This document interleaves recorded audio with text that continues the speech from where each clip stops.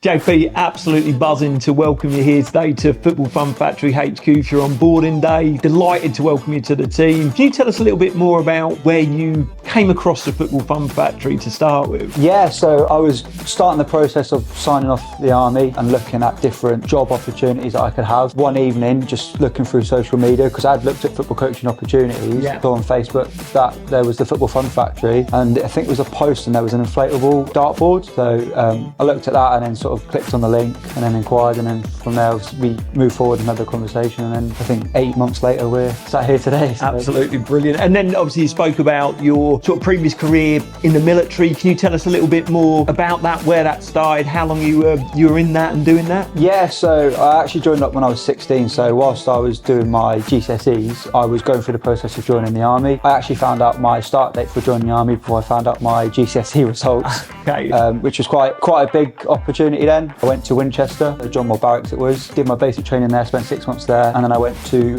Gibraltar Barracks in Ninley, Camberley Way. I did my combat engineering course there, learned how to build bridges, being able to supply water to battle groups, blowing bridges up, clearing through minefields, being able to use basic machinery such as like saws, chainsaws, all that sort of stuff. And then went and got a trade. And my original trade when I joined the army was a concrete bricklayer. Yeah. So I spent 10 months there, down in Chatham, learned how to be a bricklayer, and then got my posting order through, which was to EOD and Search Regiment in Cambridge. And it's quite funny because when I first joined up, the conversation with my mum was, you can join up but no bombs. And then a year and a half later the conversation was, I've got my posting order, it's bombs. Right. She weren't too happy No, about I can imagine. So yeah, then I ended up in Cambridge. I was there for about 5 years, from 2013 to 2017. During that time period I did a tour in Afghan, multiple exercises away to Kenya and Jordan. After that I got posted back to Gibraltar, and that was to help with the training of recruits, so playing as exercise. So anytime someone exercise needed training, we was there to like play the enemy, all that sort of stuff. From there I picked up, so I got promoted to Lance Corporal, got posted back to Cambridge, spent 2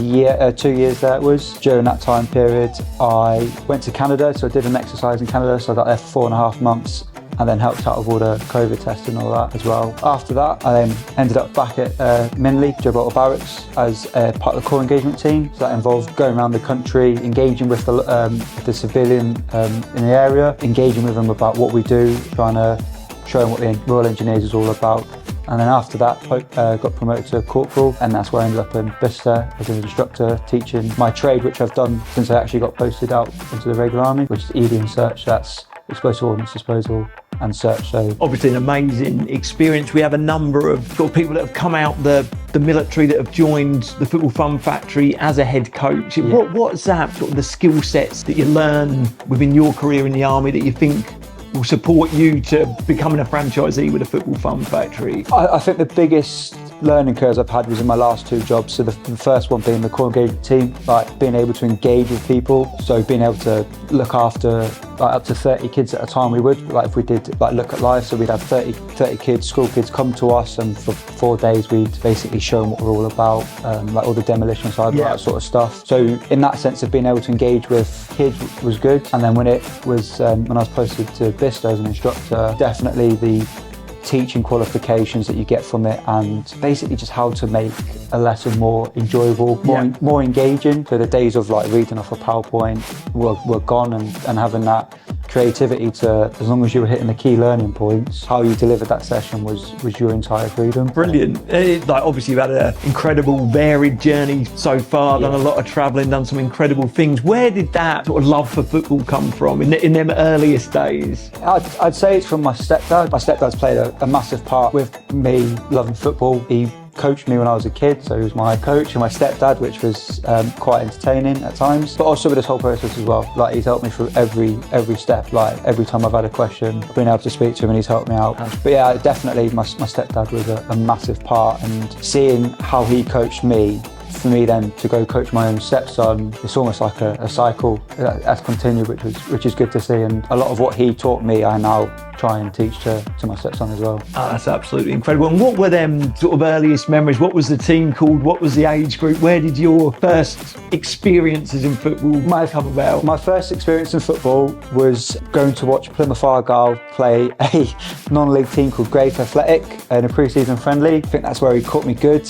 because we won 3-0 and I went, yeah, I'll support them. Yeah. I enjoyed it, and then little did I know what was to come next, but it's all part of the journey of football. And then he also, when he was coaching me, it was for a team called Waldale, for my local team in Northampton. So I played for them from under 12 till under 16. Brilliant. Before obviously moved on. And you talk about, obviously, your stepdad as a massive inspiration for you and also your coaching. What could you describe yourself as what sort of coach you are, how you engage with the children? What do you love most about it? Describing myself as a coach, I'd probably say I'm a little bit different in terms of how I coach. I think taking the principles of keeping it fun, but at the same time, you learn how to be creative in the army. So if the kids aren't listening, you come up with creative exercises that is fun for them, but they're still learning that they need to pay attention during sessions. After a game on a Sunday, sort of seeing like what we need to work on, what went well, what didn't went well, and it's sort of emphasising we did this really well, so we need to practice it to maintain it, but then obviously working on areas that didn't go so well, but trying to put it in a way that actually it's not a bad thing, it's a good thing. Yeah. I always say to the team at the end of the game, if we've lost, it's a good thing. It's only a loss if you don't learn. So it's trying to teach them that as long as you're learning, it doesn't matter what happens in the game, and that's what it's all about. Fantastic. And finally, JP, can you tell us a little bit more about your community, where your Football Fun Factory sessions are going to be, and what you're looking forward to most about launching your franchise? Yeah, so my community is in Cirencester, so my main hub will be in Cirencester at the arena. So that's my Tuesday sessions indoors on the 3G pitch there. So that's where I'll be doing the football fund development there. I've also got another 3 venues, which is Farmore School in Fairford. So the good thing about that is we're using the high school facilities, but attached next to it is the primary school. So they have a good connection there as well. Fantastic. We've also got Whitney, so that's at Madley Hall. And then the final one is at Carterton ATP, which is the 3G pitch up by there as well. So that's the one session that will be outdoors regardless of what the weather is. Yeah. But it's on a 3G pitch, so yeah. I also have tot sessions in Watermoor School on a Saturday morning. And the good thing about that is, again, it's next to the arena in Cirencester. Well, we're absolutely buzzing to have you on board and can't wait for your launch in May.